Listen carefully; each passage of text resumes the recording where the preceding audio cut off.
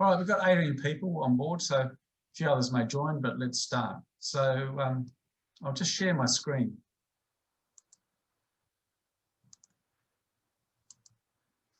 So as I said at the introduction, today is the 11th workshop.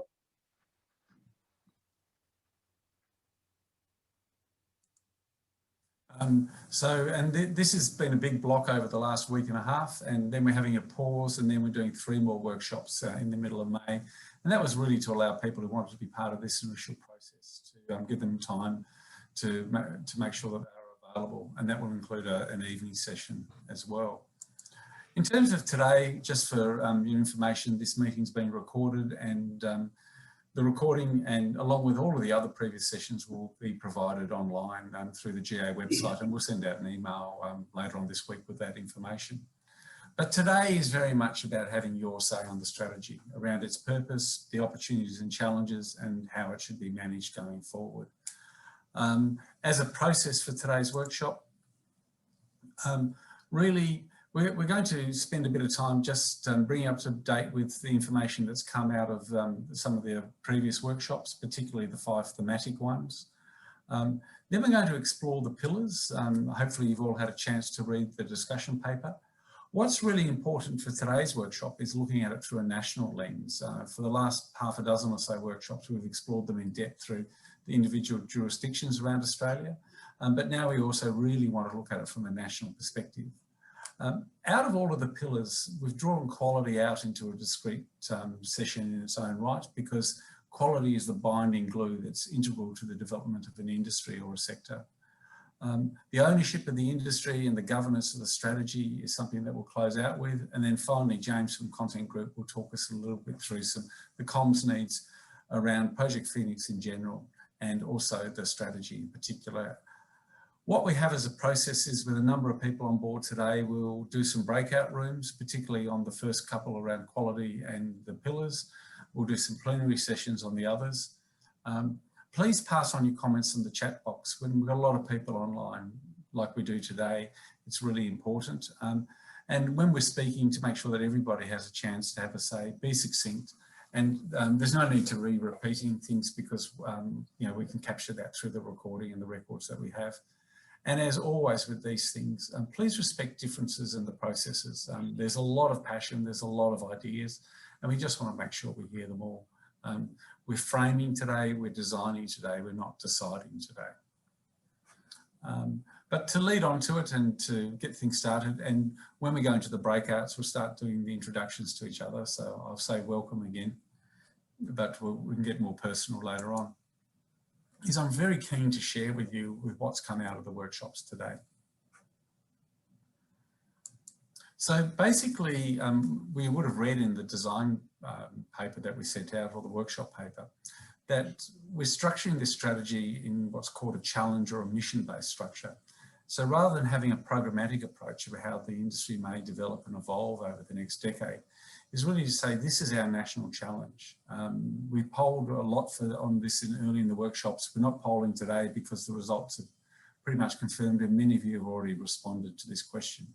So on the whole, about 8 to 9 out of 10 people agree with this as a good challenge to put at the top of the strategy to capture our aspiration and where we need to go. The first challenge is that seed banks continue to make the full diversity of Australian native plant species and their genetics available for posterity and active use.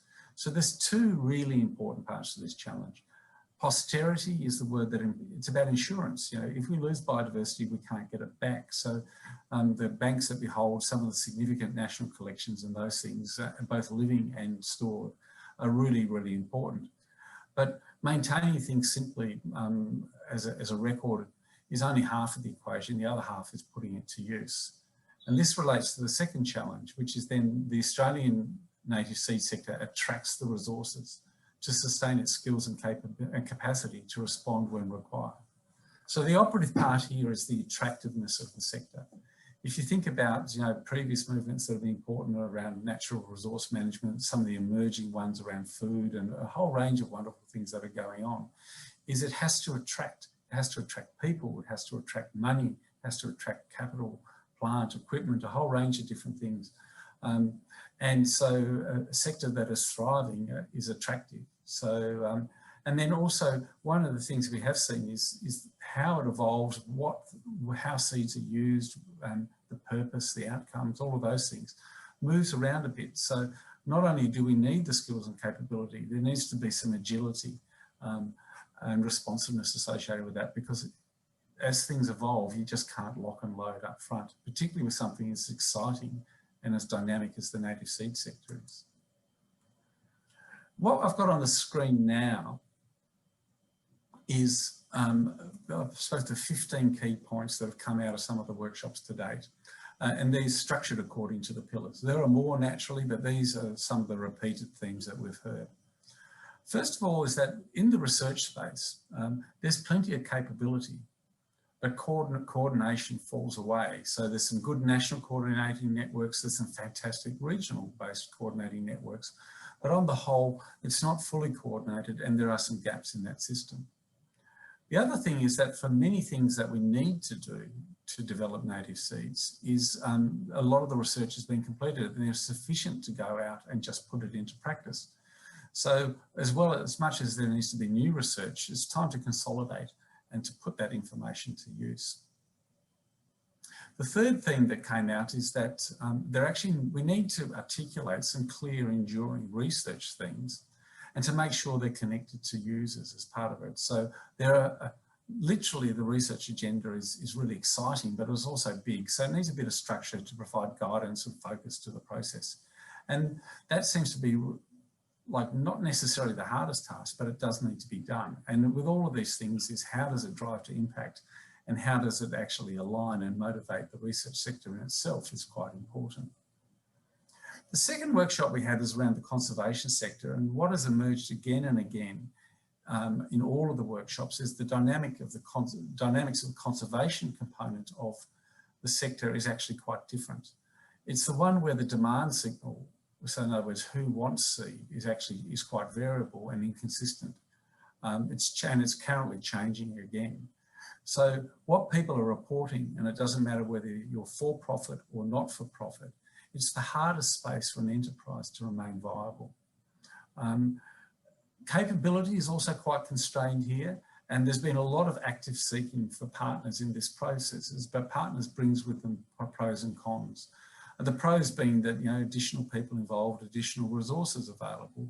The cons is that sometimes that brings other objectives, which increases complexity and ability to deliver. Capacity, again, is quite variable. It's constraining for some, and it's constraining in different areas across the sector. What people want is capacity building to be affordable, the training to have merit and credit, and that also capacity building isn't just around one component. It needs to be end-to-end across the whole value chain. So including the people who send a lot of the demand signals who never get involved in the details. Accessible networks, there are a lot of networks out there and not everybody knows who they are. And so making sure that people know their access, the role of brokerages of knowledge and opportunities, and even potentially creating some sort of trading-based exchange areas that need to be explored and will be unpacked through the strategy. And also that if the sector is as exciting and has as much potential as what is apparent, then it does need promotion. We need to talk about native seeds and say how they can be used better, rather than just simply saying that without any general promotion, that it's going to organically happen. That's a key part to accelerating development. When you look at native seeds overall, what seems to be the case is that you would call the native seed sector or the system a supply constrained one. So there is a tension point around collectors, and partly that's driven by demographics, partly that's driven by the nature of the work. There are also constraints in terms of accessing sites around that. Some of it's regulatory, some of it's just lack of systems. One of the key things that with variable demand and constrained supply is coordination is really important. And it's partly related to inventory. So this is about the holding of the seed banks, but it's also about the systems around those seed banks that is really important. So specification, getting to fit for purpose, and a code of practice are needed to help drive progress in this area. Demand overall is growing, but it's patchy. And the other thing that's come through very clearly is in many cases, demand is not driven as an environmental outcome in the first instance. There are other reasons as to why we're seeing increases in demand for native seed. Getting a better specification, timing have come up again and again. So, short request time for native seed when it can take much longer to actually acquire the seed is a real constraint in the system that's driving a lot of underperformance and tension. The other thing, and this partly goes beyond the scope of the strategy, is that the results don't always align with the design intent up front. So how the seeds comes out of the grant as living plants, people say there's room for opportunity improvement there. Partly that's about providing a better seed, but it's also about the better management of the seed when it's in the ground. And that's partly where the strategy won't go, but it's certainly a key opportunity constraint. So standards, information sharing, and the community of practice are all parts of way of improving demand. When we looked at quality, and we'll have a whole session on quality, the information for a standard that can be flexible and modular exists. So it's time to lead with a code of practice, it's time to lead with some labelling. But quality needs promotion, it needs education, and it needs to become active in trading, regulation and training to actually get it as a key driver of improvement in the sector. Then the final bit is that when we looked at governance, what's come through very clearly in the workshops is we need an industry body, and the strategy's objective will be to have one. Hopefully that will happen sooner rather than later, and there's discussions and different ways that can happen around that, but certainly an industry, a strong industry, has the ability to represent itself. The strategy, basically with so many players involved, there will need to be some sort of committee function to oversee the strategy, and it will have a public-private partnership dimension behind it, which is what PPP is on the screen. Who the sponsor, so the person who has oversight of the strategy itself as a single entity, there are many ideas, and that's still unclear at this stage, but that's okay. We'll work our way through that. The sharing of knowledge, both on commercial and non-commercial basis, is important. It will need to be some sort of network structure that will change during the life of the strategy. But also it needs to be linked to the code of practice and also the exchange or the trading of seeds. And there are many ideas that we will formulate as we write the strategy out. So in summary, what we've heard fits within the design pillars, and we've got an amazing array of information over the last couple of weeks that's going to help that process. So I'm going to stop sharing my slides now and just pause and say, why don't you just write down what you think the key message is that you heard from my quick 10-minute overview of the sector. So take the opportunity and write something down, please.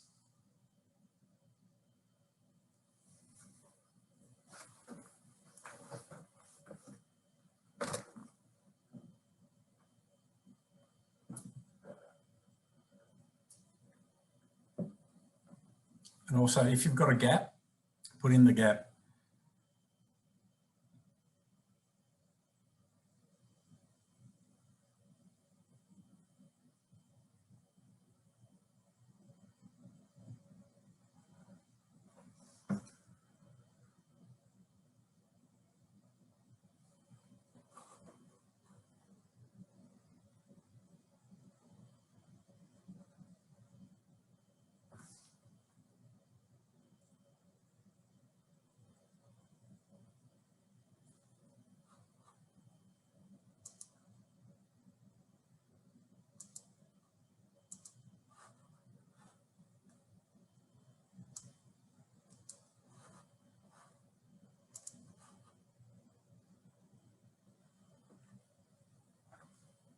So Paul's opened up, promoting the sector, code, quality, industry body, whole of supply chain, education, extension.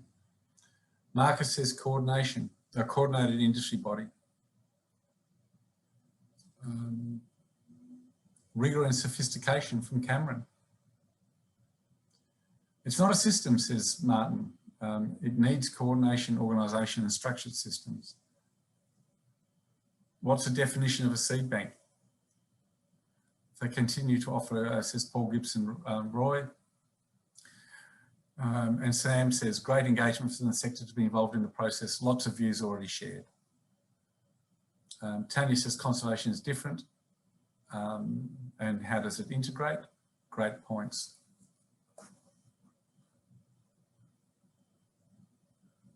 And Kate says, organic growth alone won't realise to solve the challenge. Very good point there, Kate.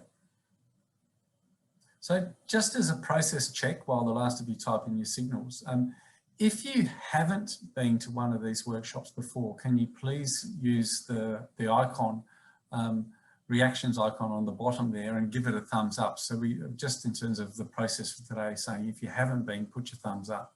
So Kate's brand new, Sam's brand new. Cool.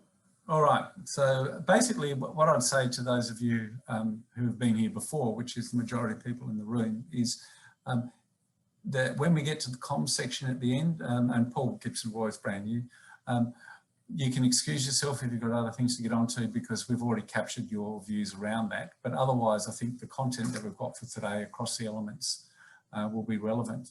The polls will be similar to some of them you've seen before, but that's okay. It's the discussion that will differ. And that's what we've seen a lot in the state-based workshops. The discussion in each point is very much focused about what's relevant to the people in the room. So the process from now is let's get into the pillars. And I'll just share with you, I'm just going to do a bit of scene setting around the pillars, but then I'm really just very interested to understand that from a national perspective and from your organisation, which pillars you see as being most important. I'll share my screen again. Oops.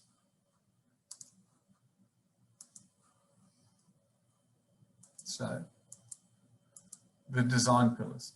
So, what we have on the screen here is a stylised representation of the value chain. So we have a number of different sources of seed.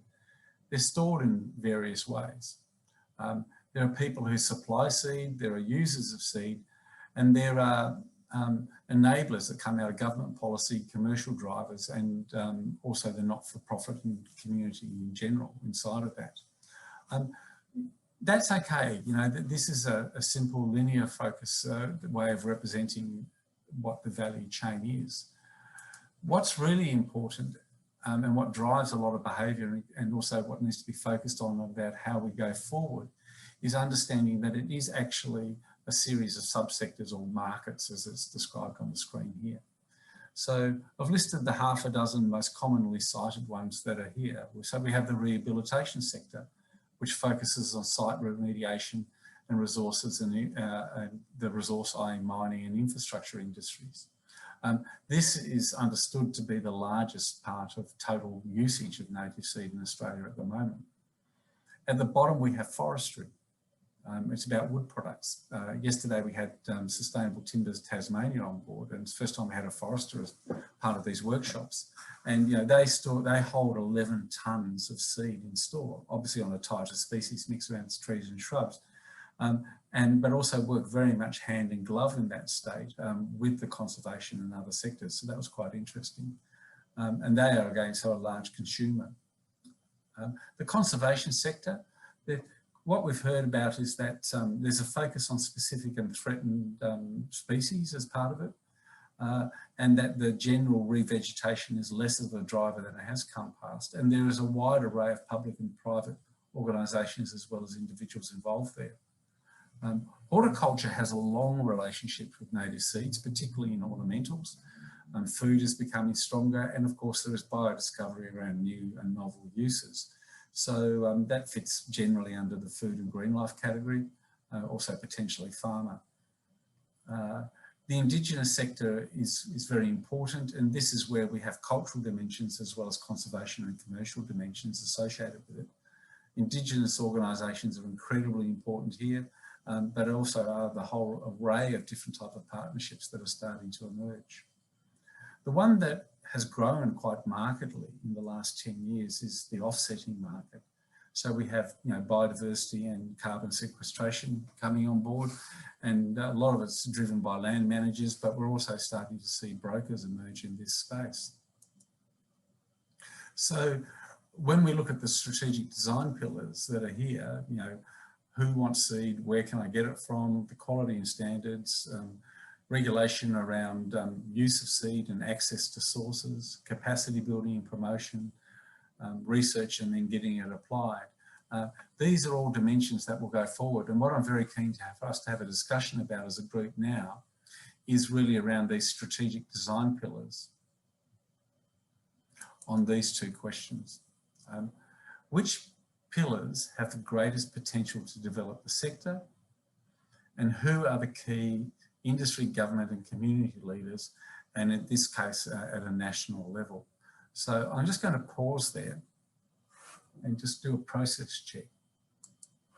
So Laura will put these questions and the pillars into the chat box so you can see it, but I'll take silence as consent. So sorry, I was gathering my thoughts, sorry. Oh, that's okay. I've rushed through a lot, Kate, so my apologies. No, look, it's been really good, and I've really appreciated the refresher because it's really important for context setting, I think, when we're trying to solve problems. I think my observation at this point is that this is a wicked problem. If it was easy, people would have solved it by now. So I think trying to look at it from a simplistic point of view, we're not going to solve it either. So I think that the strategy or the approach is probably multi-pronged and multifaceted, and will be somewhat complex, but it's really exciting to have people from lots of different perspectives contributing to how we're going to solve it, because that's when we get depth and rigor and diversity of thinking, and that's what I think is going to help us all step up and address the challenge.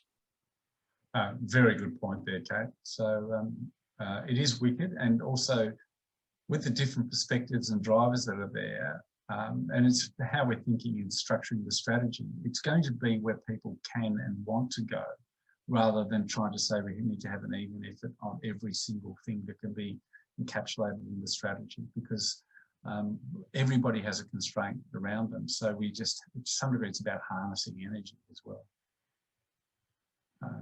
Any other reflections? So, all right, so what we're going to do now is we're going to break into small groups. Okay, welcome back everybody. Sorry to cut you off, the discussion seemed to be going quite vibrantly. The groups that I were in, there's a lot of talking about the demand signal in terms of the source, the quantum and the timing of it, quality and capacity, promotion, they were all there. So what I'd like you to do in a second is have a go at the chat box and just share your key reflections from the discussions we had around that. But also we're going to do a poll also just to prioritise it from the people in the room today about which of the pillars you believe has the greatest potential to allow the sector to flourish. I'm going to change the order a bit today to give you time to think about what your key comment might be by actually administering the poll first. So James, could you put up the poll? So here we have the 5 pillars, and what we'd like you to do is just pick the ones that you believe are the top 3 in terms of the ones with the highest potential to develop the native seed sector over the next decade. Okay, let's call it to an end there and see what the results tell us. So looking at the results, the 2 highest ones today were quality and standards, but not far behind was information and provision. So please take an opportunity now, I'll give you a minute to do this, just to type in your key reflection from the discussions. Type in why you chose that pillar, or just any other reflection that comes into your mind. We're really keen to capture this with a large group like that, your individual thoughts, so just drop them into the chat line. And they're starting to come through. Kate says, clear shared passion with diverse views. A policy signal, says Jojo. Capacity building, says Angela. The lack of data, full stop, says Sam. Oh, we're coming fast now. Market recognition reward of a quality standard. Paul highlights the importance of incentivising land managers and landowners. particularly farmers. And the connectivity between the pillars has been a repeated theme. I just realised that money business was not discussed, said Marcus. It needs to be profitable for people to be involved. Where does that fit into the 5 pillars? Research is critical, says Damien. I'm keen to understand it. Putting data into species, not only regions, is very important, says Angela. And Bryony says quality throughout the supply chain, supported by government reg and to support community expectations on outcomes. Great, thank you. I'll just cast it open to looking at the chat line, the discussions you had. Does anybody want to share a thought about you know, what creates incentive, which pillars might be most important? I might put you on the spot, Paul Gibson-Roy. The importance of incentivising land managers. Oh, you're on mute, Paul. Thanks for that. Yeah, well, look, land managers, I think we have to incentivise them effectively. If you look at the landscapes where restoration is most needed, it is our highly farmed agricultural landscapes. That's where native vegetation is at its least and access to seed is at least. Now, you have to find some way to create an economic reason for farmers to want to put native veg back onto their properties, not as tokenistic tree and shrub plantings, but as viable, you know, complex restoration. Once they're incentivised to do that, that creates a market for seed and restoration services that builds the sector. We've seen that happen in other parts of the world to great effect, and we're about 1 million miles from it in Australia at the moment. Thank you very much. What, Marcus, you're the one who said, I suddenly realised we haven't talked about money. Do you want to reflect on Paul's comments and just your point about the fact that we need to talk about money? Well, yeah, I agree with his thoughts there in terms of we need to, the industry, part of the reasons I think it's quite restricted is simply there's very little money in it. You make very little profit. It's hard to keep people in the industry because there's no, they're making much profit for all the hard work. So we need some more financial incentives to get people on board and to retain them. So I see Cam Clark's here today again. So Cam, you're obviously more involved in a lot of the infrastructure remediation type of stuff. What's your reflection? Oh, I thought Paul's comments were spot on. I think you know, the things that I've said this numerous times, the things that restrict our business, supply, why supply an issue, land access is a critical driver, and I think yeah, creating some demand at that rural land level is would just put some critical mass into the industry, which then has spin-offs, becomes attractive, becomes profitable. It then absorbs capital, or it's attractive for capital. So then you get an improvement in quality.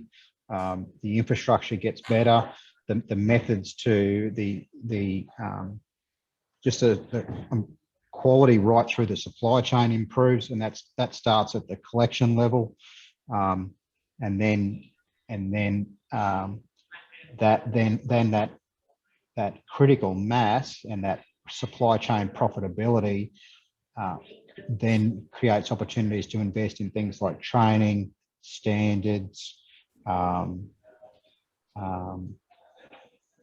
yeah, which is critical and lacking at the primary end of the supply chain.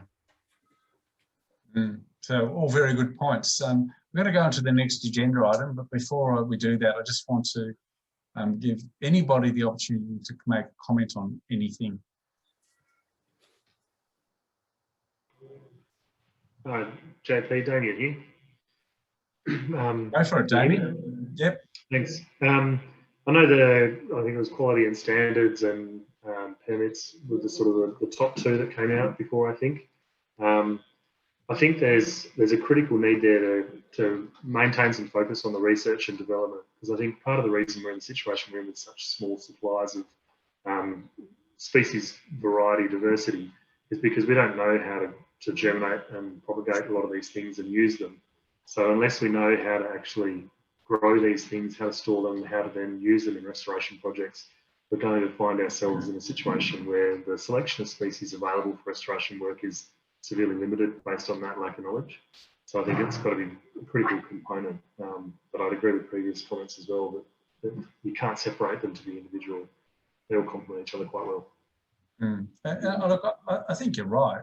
And somebody made the point that the pillars are all integrated, and the purpose of the poll was just to understand where things lie for the people in the room today, rather than saying we're going to pick 3 and not do 2. So you'd be very unsurprised to hear, Damien, that when we did the research one on Monday last week, that research came out very highly. You know, so it's, oh, what a surprise! what a surprise.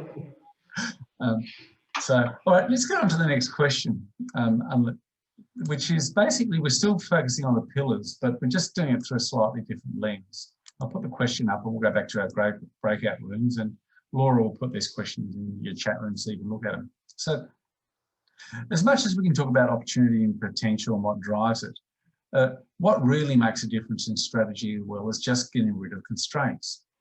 But the other thing that depending on which component or sector of the broader native seed industry you work in, and even the characteristics of your individual organisation, no matter whether you're public or private or whatever, really working on those will make just as big a difference. And so what I have on the screen here are some of the constraints that we've heard during the workshops. So is it about clear demand and policy signals?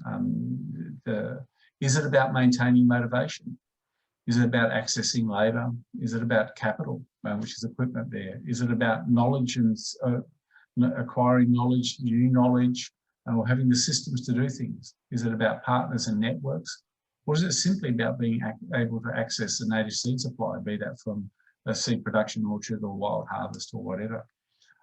So again, we'll go back to our groups, take the opportunity to introduce each other, and then just share with each other where your individual constraints lie. There is no right or wrong here. It's simply just a matter of building perspective. And we've also found in the workshop discussions is there's been quite a lot of opportunity and new partnerships even identified as you shared your constraints as well as your opportunities. So James, can you send us back to our rooms, please? And I'll pop through and say hello to everybody in every group. Great, welcome back everybody. So we'll follow the same process as we did last time, where James will put up a poll and we'll get you to fill out the poll. Then after you fill out the poll, we'll just ask you to share your reflection in the chat group and have a quick chat and move on to the next one. So the poll's up now. These are the constraints, just nominate your top 3. Okay, so number 1 was clear demand signals and knowledge and systems. And access to native seed supply was high also, and then a little bit on access to skilled labour as part of it. So one of the things we are finding in the discussions is that these prioritisations on constraints are changing quite markedly between workshop to workshop. So we had one the other day where access to skills was number 1, for example. So we'll collate all of these as part of the process, but that's just for your information. So take the opportunity now to, I'll give you a minute to just write your reflection, what you think your key constraint is, or something else that you've observed during the discussion in the chat box. Paul's led off with a market signal.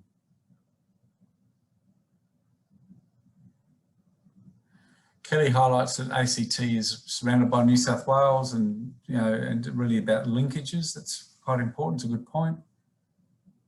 Sam's gone for sustained demand.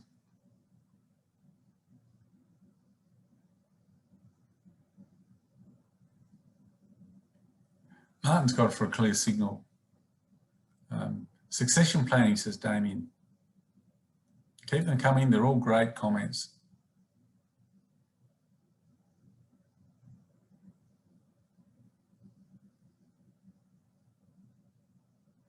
And Bryony says it starts with demand, but there's a flow.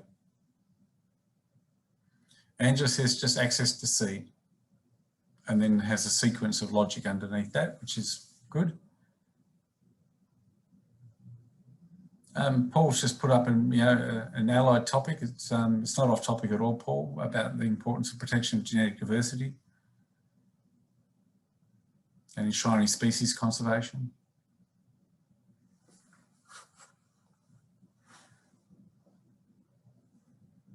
And Tanya's gone for the need for market signal and highlighting the need to remain viable as well. So fantastic. Thanks for those comments. If you're just typing up your last one, just please finish it off. But I'll put it open to the floor saying, let us know, does anybody want to make a comment or an observation? I haven't got a bunny lined up this time, so whoever smiles first, I'll ask the question of. And that's you, Marlene. I can't help but smile when somebody says you've got a smile. I was just looking at all the constraints, and I think what would be nice actually is to define the constraints that we can do something about that doesn't fluctuate across years. Because one of the things that came up in one of the sessions was, just how drought or fires can affect both demand and supply of native seed. So out of those constraints, we can define those that don't necessarily fluctuate with years and things, such as clear policy. Then we've got one less thing on that list to worry about. That's sort of what I can summarize. Many of those things will continue to fluctuate, but if we can tick off the things and then there's less to worry about, that would be a nice one to me. So identify those things that we have more power over in a way. Yeah, no, it's very much, it's about worrying the list, getting things to go away and recognising that you've got to do things within your locus of control. And it's a really good point. So Anne Buchan, you've been to a few of these workshops. Did you learn anything new today?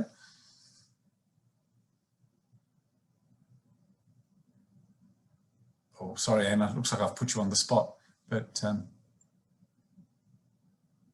any other final observations before we move on to the quality agenda item?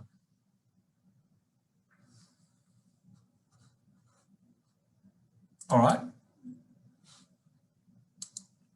Let's do quality. Okay, big subject, this one. So the first thing, the observation to make is that in the development of a sector, is quality underpins it. It's critical. It requires standards, and the standards need to be owned and used. And that the system needs to evolve over time. If you look at quality we've got Angela on board from an agricultural background, if you've been involved in that, but it's just as relevant in the services or manufacturing sector or in mining, all parts of the economy, is the systems need to evolve. And for the construct of today's workshop, we're talking about it through two lenses. One is a brand or a mark, so can we send a signal around quality? And the other one is a code of practice. The key drivers behind quality are essentially that the seed is the viability of the seed, making sure we've got the right seed and from the right source. Some of the barriers that people cite to moving towards a quality system is cost. If there are many standards, which standard? And not only when there are competing standards, but whether parts of it haven't really still need to be developed, because as I've mentioned before, the subject's big. And also finally, what's the point of having a standard and a system if nobody uses it? But for our discussion today, I just want to focus on these 5 questions, and we'll do this in a plenary session. So do you support the development of a national code of practice for the native seed and plant sector? Do you support a code of practice forming the basis for labelling of native seed supplied? And Laura will put these questions in the chat box once we go back to plenary. Do you support a code of practice as an alternative to some of the current licensing and regulation arrangements? Should it be voluntary, or should it be a form of compliance? And it could be compliance through regulation or through contract. And if a quality system or code of practice, was to emerge, would it create more red tape for small business? So do we need a code of practice? Can we use it for labelling? Can we use it for regulation? Should it be voluntary or mandatory? And will it create more red tape? I'll just stop sharing there. And it's a loaded question, but I'm going to let you start, Martin. Well, just one of the things I was just dwelling on then that has frustrated me in the whole process is the question of, look, I think we've got to have a quality standard. The one that I have troubles me because it's a little potentially constraining is the notion of a code of practice being an alternative to licensing system. I think it can be supplementary to make a system work more effectively. If we're looking at combination of quality standard and a smarter regulation system. I think quality standard supplementing a form of simplified licensing is the way I would look at it. But we can't change it now because we've answered it all the way through as it stands. Look, it's an excellent point, Martin, and it's been raised again and again. So we're not talking about a complete substitution here necessarily, and particularly on day one. And I see Marcus has put up his thumb saying you've hit the nail on the head with that one. But look, quality system and standards, I think, is a really a key thing. And Paul's got a thumbs up on that one as well. Who'd else like to make an observation around this?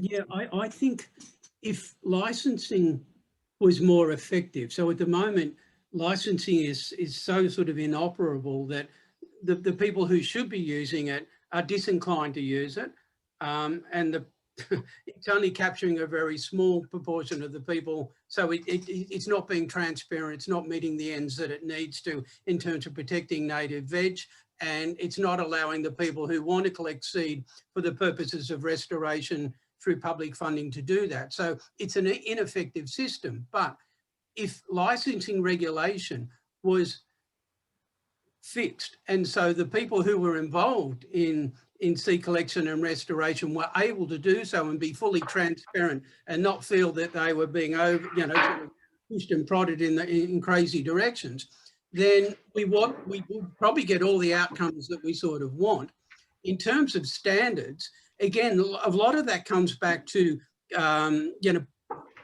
programs where the buyers of seed, whether they are government programs, whether they are mining companies, whether they are something else, stipulating in their programs that they want seed that displays certain attributes, and that might be proper labelling, origin certification, testing results. So in that way, the buying market can raise the standards of what people do. But at the moment, the permitting system is so completely broke that there is no transparency at all around point of origin, genetics, who's getting what. And so we have seed out there that's, anything from $50 to $4,000 a kilo, probably at both ends of that, without point of origin information or quality testing.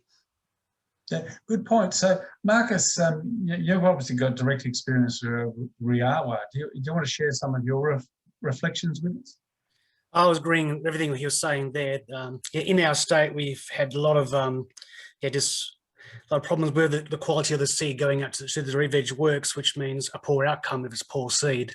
So we actually developed our own state level quality system of accreditation, that the seed supply must be given of a certain information so they can compare apples with apples with the buyers. They can see what quality the seed is in terms of viability, purity, where it's from, and other information, so they can make a much better decision in the purchasing of the seed. And they can be much more assured that the seed is of a good standard, so the re-veg works will actually turn out well.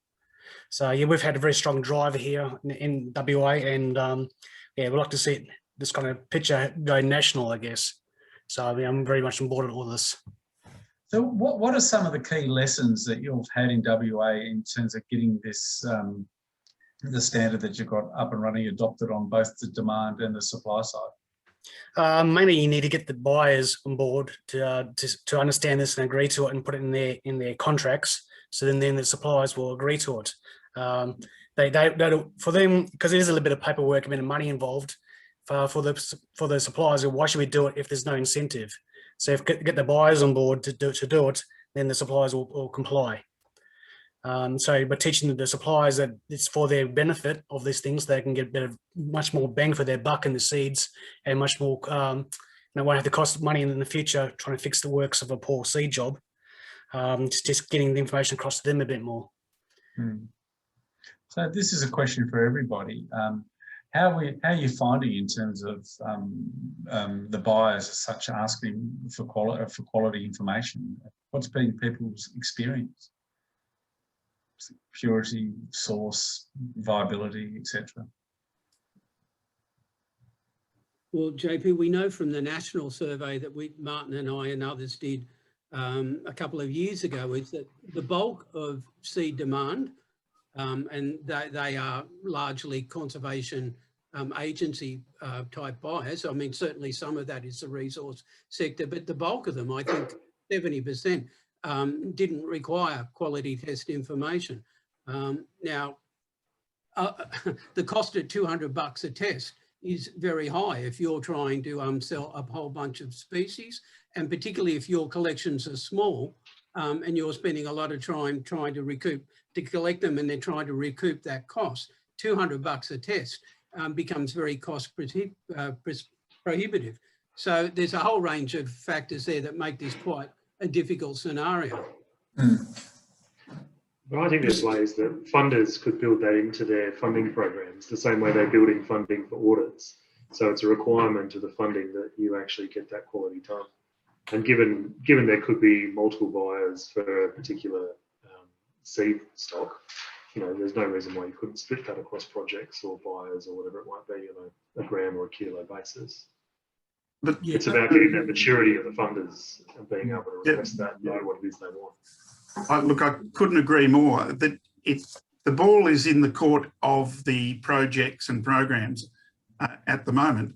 And at this stage, I think even just to have a standardised numbering and recording system that, you know, required species and location and that level of tracking before you even go into germinability, viability, purity. You know, I think just even starting with stipulating at a really base level, I'm talking New South Wales agencies, but it should be national, that we look at just starting with a progressing in stage one, we want X, Y, and Z, and this comes from the buyers, and unless you've got this information, you're not even in the running for supply. And gradually that increases, and there will be some jobs that will never need some of the purity and germination information, and there will be others at higher value that will. And I think, but I think that we've got to start with some really national, you know, that it comes from this state in this locality, and here is the number and here is the track. Cameron, do you want to share some of your experiences with the infrastructure rehabilitation, about the buyers and standards? Yeah, the system's broken, that's the headline. In Queensland, transport main roads are requiring germination and purity certificates for every species, no matter what the project. There's no discrimination around the value or the quantity of each individual species or the size of the project. So what you're talking about is potentially $15,000 worth of seed and $15,000 worth of seed certificates. And that cost is not being built into the supply chain. So each party is not carrying that cost on, because these projects often start at the head contractor, they win the business, then they sub out the landscaping to a corporate landscaper, and then we might get a call right towards the end of the project. Can you get the seed here next week? Oh, and by the way, we need seed certificates. And so I understand why they are requesting that, because that's really the only, at the moment, that's the only instrument in place for them to receive some quality assurance. But I can't participate in that project for that reason. They're asking me to incur a $15,000 cost, and I'm going to make less than that on the deal. So from that perspective, it's broken. We're investing in alternatives to try and give Transport Main Roads trust around the seed or around the product to offset that cost while delivering the product. And we heard a very similar story from Transport New South Wales in one of the stories, but they were looking at introducing a differential pricing strategy where premium was everything, was tested and provenanced, etc., to something that was native seeds but with less assurance around it. To finally, the last one was a seed, but they've had trouble getting that to roll out, and so introducing the discrimination, and we heard that again in the workshop yesterday with the ACT, South Australia and Tassie and those things, about saying getting some such into these contracting arrangements is really important. Both to drive standard, but also to be more practical, so it is actually used. So it's really it's actually built into the spec in Queensland. The problem is that it's so complex that no one takes the time to try and interpret it and then implement it. They just default to the simplest method, which is just to ask for seed certificates.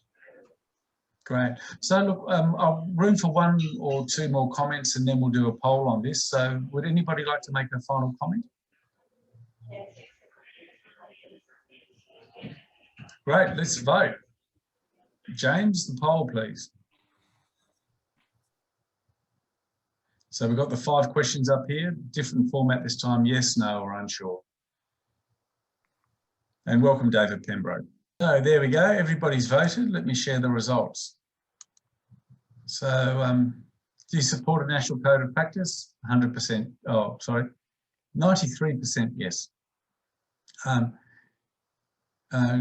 Should it form part of labelling? About 2/3 yes, quarter unsure. As an alternative to regulation, a lot of unsure, but no was number 1. Voluntary or compliance, a bit of a split here. And then will it create more red tape? Unsure, and a bit of a split around that. So these results are fairly consistent with what we've had across all previous 10 workshops in relation to this. Strong need for a code of practice, probably a bit higher on compliance this time, and yes, it can be used for labelling and a supplement to regulation, and then really not quite sure on whether what impact it will have on cost for small business. Okay, 2 agenda items left to go. I'll share my screen again. Governance. So there's 2 elements to this. We're going to spend probably most of the time talking about the first one. So the first element is really about the leadership and industry body for the sector, and the second one is around the governance of the strategy.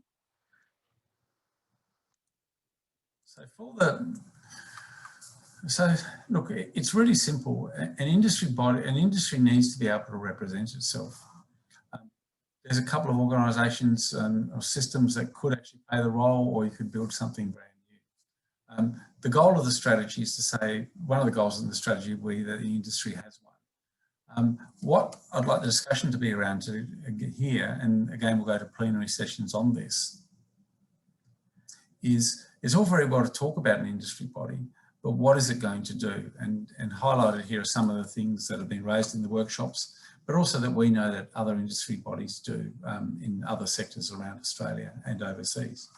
So the first one, and quite often the most common one, is to be an advocacy organisation. So this is to formulate policy, to do some work lobbying to governments and those sort of things.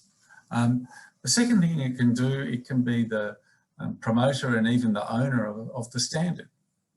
It can be a training provider. It can be a networker, and that's called the brokerage function here, making introductions, just maintaining relationships between people, and just facilitating and acting as a bit of the glue and the oil that just facilitates linkages across the sector. If you get standards up and running, you could also be an accreditor.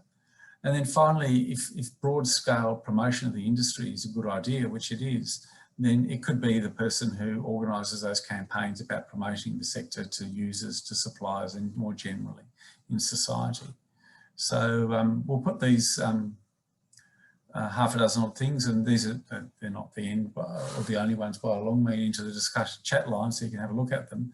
But I'm very keen about people's views about the industry body on these two questions. Do you think the industry needs one? What should it do, and how can we achieve it?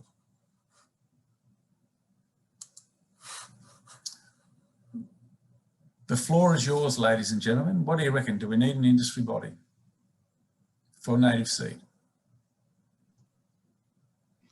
I'll say something. Yeah, I absolutely think we do. You know, one of the things that was really striking for me when COVID first hit, there was a little section on Landline about the wheat industry in WA, and within about 2 weeks of, I think it was 9 days of border closures, they could say exactly how many combined harvesters drivers short they were to get the crop in that year. It took them about 9 days to get a figure of 1,300. And I thought, wow, that's where the power is in an industry body. When you've got the opportunity to talk to the members and you can aggregate needs and make those needs known, I realised that's the power, and that's what we need to do. We're such a disparate sector. We don't really see each other very clearly. And, you know, if we want things to change, and if, you know, some of that is lobbying government, some of that's private sector, then we absolutely need a combined voice. So I think it's a really important aspect of progressing the sector. Great point, Sam, and Angela says absolutely as well. What do other people think? I totally agree as well. I think it's the whole thing about Project Phoenix is showing is if we want to get enough seeds for proper revegetation of the bushfire prone areas and just the ecosystems in general, we need to get together as a proper industry to address this and get enough seeds, basically. So one of the questions that I want to put to you as a group, and this is the national workshop, is it a national body or is it a series of state bodies? Paul here, JP. That is one of the challenges, but I think you have to reflect on what bodies that sort of might undertake some of those roles currently. So RIAWA would be one, AMPC another, SERA another. All those bodies have a sort of a quasi, you know, sort of gamut to oversee, well, you know, to sort of network and bring together people in the seed industry. Where we have a real challenge is that even those bodies struggle to maintain a membership and support themselves. So I would, from my own experience, talk to something like the Minerals Council of Australia. That is a very effective industry body, but it represents an industry which actually has money. Now, we time and time again talk about an industry body, but that requires some underpinning funding to maintain and run that body. And as we know, our sector doesn't have the money to maintain organisations like AMPC or anything like that. So how do you have a sector that is capable economically of supporting a body that represents it? In its current form, we do not, you would not get enough membership to support its current activity. Now, if it's then handed over to a quasi-government NGO type entity like FloraBank or something like that, then you will get pushback from all the private operators who say, well, that's not truly representative, and they are fair comments. So I think this is a part of the issue that we face here. We do not have a sector that has an economically you know, basis to actually sustain an industry body like you might find in America. What do other people think? I think, sorry, here we go. As I said before, coming from a state perspective, I think having a state body would be somewhat prohibitive in the sense that in terms of seed collection, the environment where re-veg is not dictated by state borders.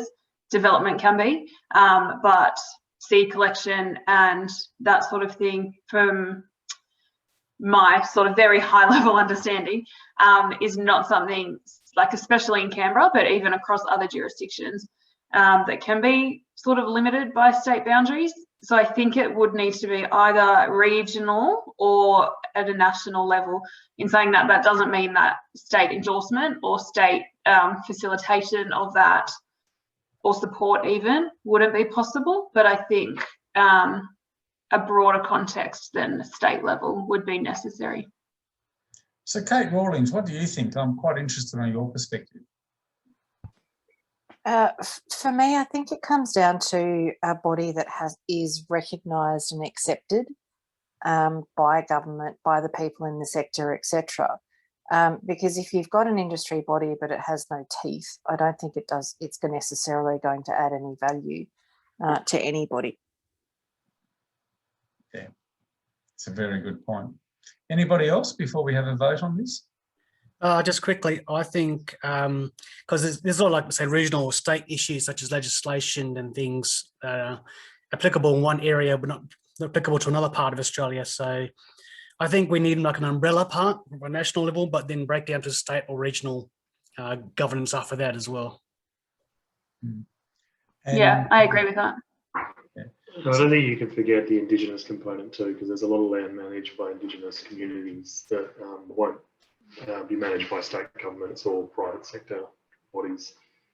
So I think coordination, from my point of view, I try and coordinate the national program. That's a lot of work, and we have set organisations that are limited in number.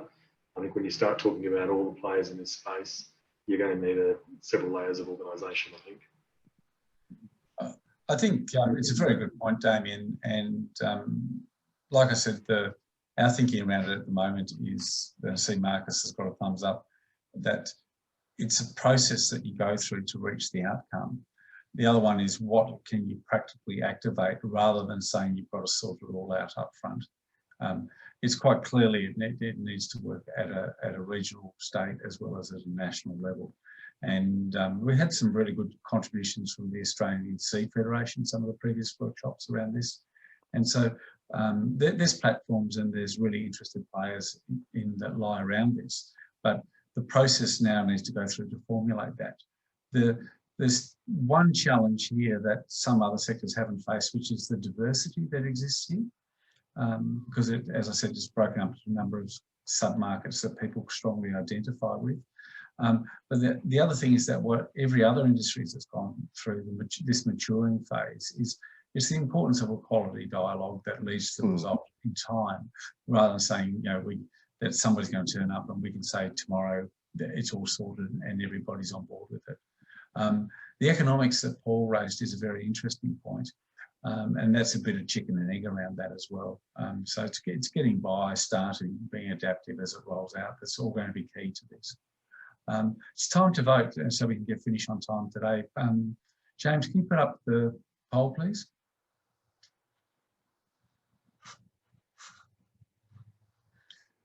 So, one question on the support for the industry body, and then the other one is your thoughts about what it should focus on.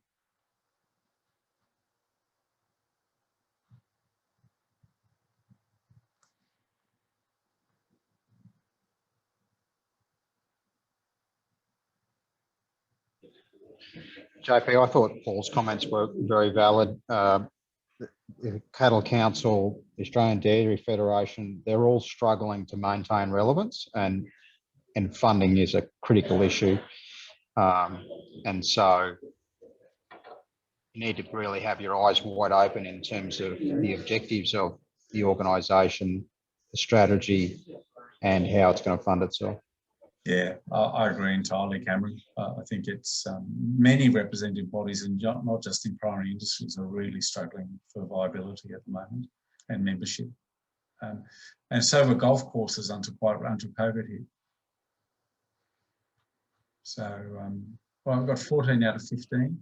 I'll give it another 10 seconds.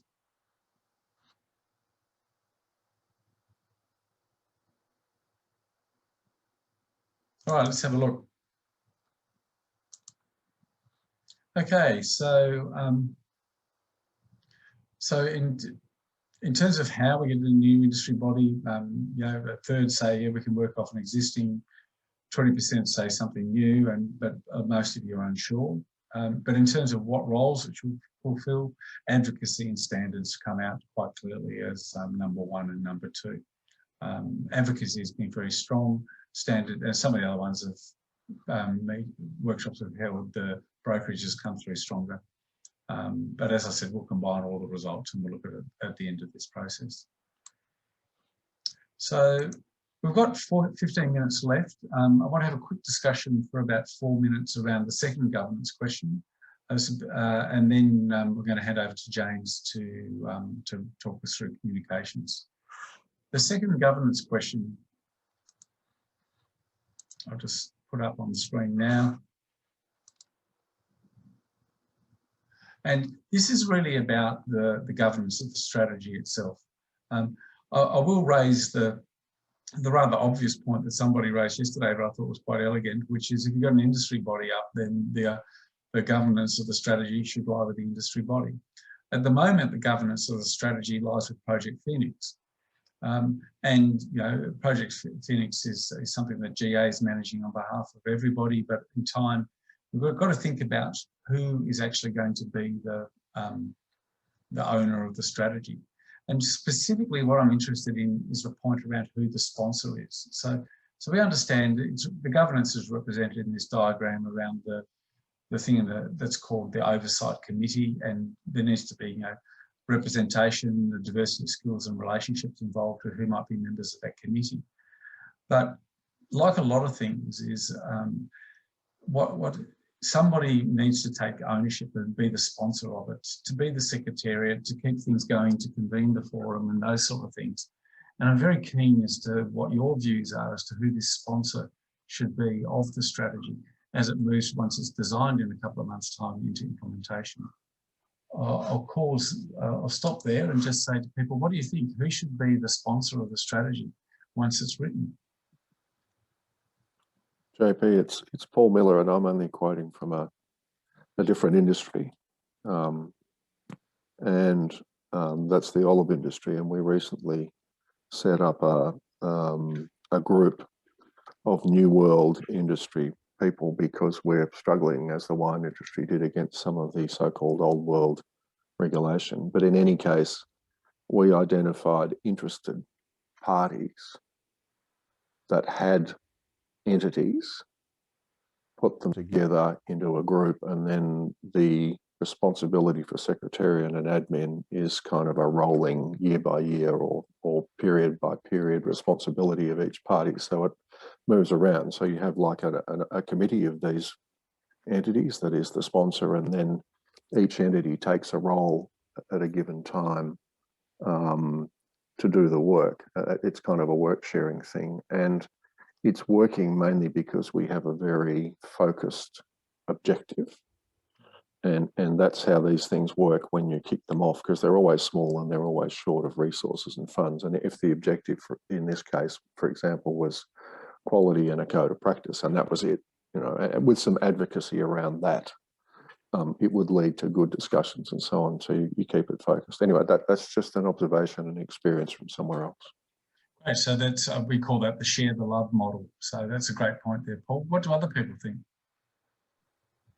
I don't disagree with that model, and you see that used extensively in you know, things like, you know, the CBank partnership or AMPC, all these sort of groups that rely very much on large amounts of input from people who already have other jobs and things to occupy them, to try and then oversee these committees. But what happens is that they tend to be very skewed towards the people who have the time and the opportunity to do that. So that tends to be people from government agencies or NGOs or things like that. Now, again, no problem with any of those people. I've been one myself, but it's not representative of the broader sector.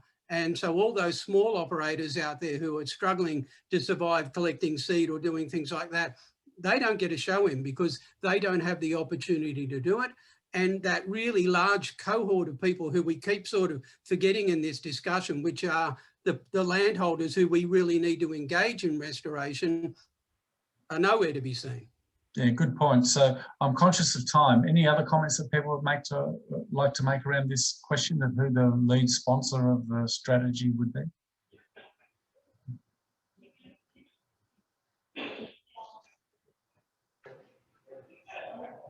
JP, it's Damien here. It makes sense to me to, if something like Seed Federation Australia has the interest and the capacity to take something on like this, it makes sense that they've got some processes, protocols, governance in place, rather than trying to reinvent the wheel, but maybe bringing in some sort of conservation specific, native species specific knowledge and expertise into that structure, so that can be supported through that mechanism. Something like that, rather than starting from scratch. Good point there, Damien. Although, Damien, we spoke to those guys 5-6 years ago. We had them represented at a national seed workshop then. And, they were very enthusiastic to be a part of it. But again, it broke down because essentially it's a membership-based organisation and people in our sector don't have the dollars to be a member. Yep. Cool. All right. We've had some good contributions from ASF though this year, so these workshops and maybe things are changing as well.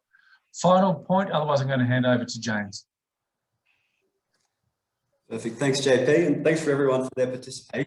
Conscious it is 4 o'clock on a Wednesday, so the section is short and sweet, so appreciate your engagement in advance. So I'll just quickly share my screen. So I'm working with Content Group who's supporting. Can everyone see that? Oh, no. Is everyone still there? Yeah. Yeah. Can't see anything yet though. Yeah, my screen's just frozen. It's all right. We might have to go without it. Oh well. In that case, we'll just continue on. So I'm working with Content Group, who is responsible for the comms and engagement around Project Phoenix. So the first question that we're interested in getting a handle on, sorry, the whole screen is just freezing up a bit. This is unfortunate. As long as you can still hear me, that's fine. So the first question we're interested in getting a handle on is how you'd like to see the sector grow, followed by who needs to be engaged as a stakeholder to actually make that happen. So if everybody could just pop in the chat box, one of the issues, whether it's a theme, whether it's a constraint that we've covered today, followed by which stakeholders are actually necessary to achieve that opportunity you see in the market. I'll just pause for a few moments and let everyone pop that in the chat box. Get my slides up again as well. Could you ask the question again, please, Damien? I'm sorry, excuse me. I'm sorry, I forgot the name, but yeah, I just, you broke up there. Yeah, no worries at all. It might even work. Stars, give it a go. Here we go. Is this working? Yes, we can see your screen. It's working. Perfect. Sorry about that. Technical difficulties. So the first question is, who are the relevant stakeholder groups that need to be engaged with in order to address one of the key challenges that you've identified in this session? So I believe in my breakout room, I was with Angela Patterson, and she brought up a great point that one of the key areas for growth is around improving capacity on demand, specifically for farmers and land managers. Because if they can start to realise the demand that's available to them through getting native seeds, that can actually be, that can create sturdy demand for the suppliers and businesses. So the question here is really what stakeholders need to be engaged in alignment with a challenge that you've brought up in this session. So we've got that example there. If demand needs to be increased, who are the people that we need to engage with to actually make that an eventuality? So I'll pause for a few moments and let you put that in the chat box. Thanks, Martin. We've got government at all levels, grassroots, federal, state government, CMAs, private conservation initiatives. The challenge is sustained demand. Excellent, thank you. And in order to achieve this, we need to engage environment policymakers, private investment organisations, political leaders for legislation. Excellent, and farmers as a potential stakeholder who aren't currently engaged. Excellent. So with that, we'll move on to the second question, which is what communications and engagement opportunities currently exist for the sector as a whole. Using that holistic approach, what opportunities are there that you've utilised, that you've seen, that you think currently exists that Project Phoenix and the strategy can actually take advantage of moving forward? I've got an example there. It could be publications, it could be events, partnerships, just any way that we could distribute information more effectively to the right people at the right time. So I'll give everyone a few moments now to pop that in the chat. Also feel free, if you have any larger ideas, to unmute yourself. We can have a short little discussion about this, but I am conscious of time. We've had a few people mentioning key industry events about agriculture, about forestry, things like that, just partnerships that we can leverage. We've had a few people in this section as well saying avoid Facebook for social groups. That was an interesting comment. But yeah, open to anything here. So it's about the opportunities that you see within your line of work. So we've got conferences, social media, television, all platforms, including radio, newspapers, regional areas, industry body, effective way to handle comms and publications, excellent. Relevant state and environment groups, great. Perfect. So for anyone still putting their comments in there, feel free to take a few more moments. What I'll do now is put up a poll just to get a really good handle on how you personally would like to be engaged with regarding future updates to Project Phoenix. I'll pull that up now. It's just got 3 comms questions. So you should have that on the screen. All right, so we're on 11 of 13. I'll just leave it up for 5 more seconds or so, and then we'll wrap it up.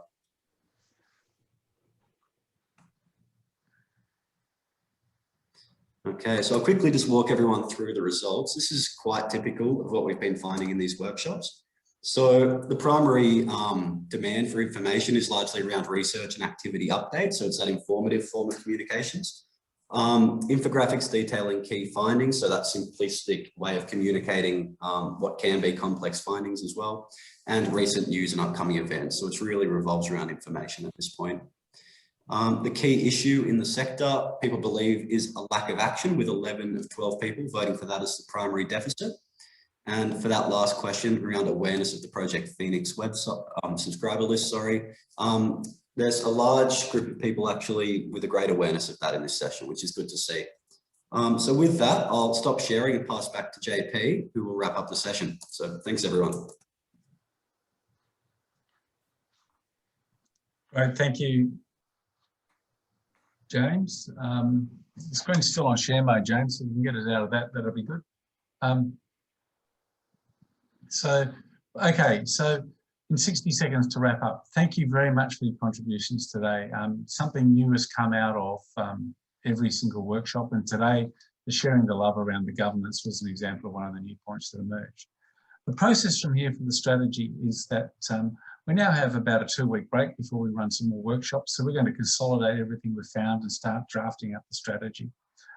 If you want to come back and get an update on what some of those initial thoughts and how coming together lie around that, please come and join in one of these later workshops.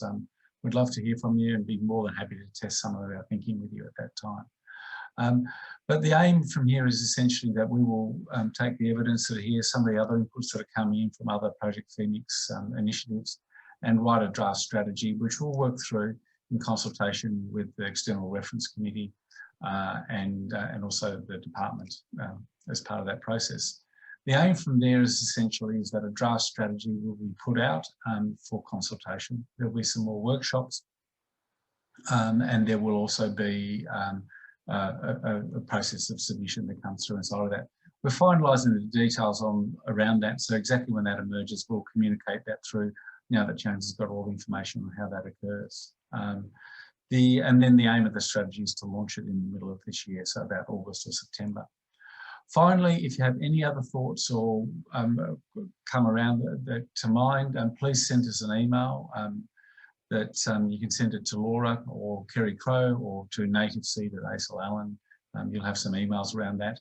You'll also get those contacts through an email that we'll send you towards the end of this week, where all of the recordings will be available on the Project Phoenix website. So you can see that, pass on the recording to others who haven't been part of it, or just stay in touch. So thank you for your efforts, everybody, today. Your contributions are deeply appreciated, and have a good evening.